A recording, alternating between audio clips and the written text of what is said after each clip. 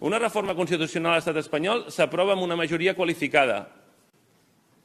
Algú creu, de veritat, que aquesta tardor hi haurà una majoria qualificada a l'estat espanyol per canviar la Constitució? Però llavors què m'expliqueu? Llavors què m'esteu dient? Que canviareu una Constitució si no teniu majoria per canviar-la? Ni cap perspectiva de tenir-la?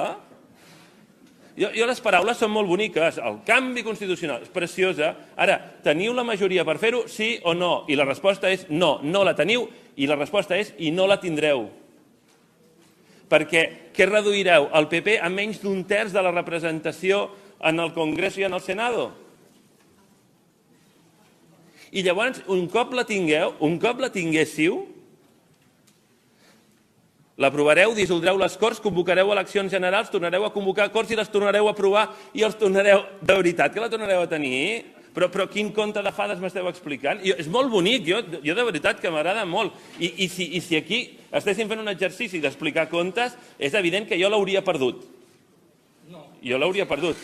Però, en canvi, com que no és un concurs d'explicar contes de fades, sinó que és una anàlisi de si hi ha les xifres o no hi ha les xifres, si hi ha les majories o no hi ha les majories, si hi ha perspectiva de que hi hagi aquesta majoria, i a més un canvi constitucional, ara que el Miquel m'interpel·larà segur, pel que veig, doncs jo m'avanço. Un canvi constitucional en quina direcció? En no reconèixer el dret a decidir?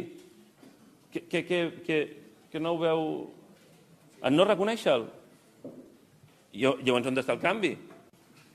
On està el canvi? Si ja no el reconeixen, ni tenen cap intenció de reconèixer-lo, i diuen que no el reconeixeran. Llavors, on és el canvi?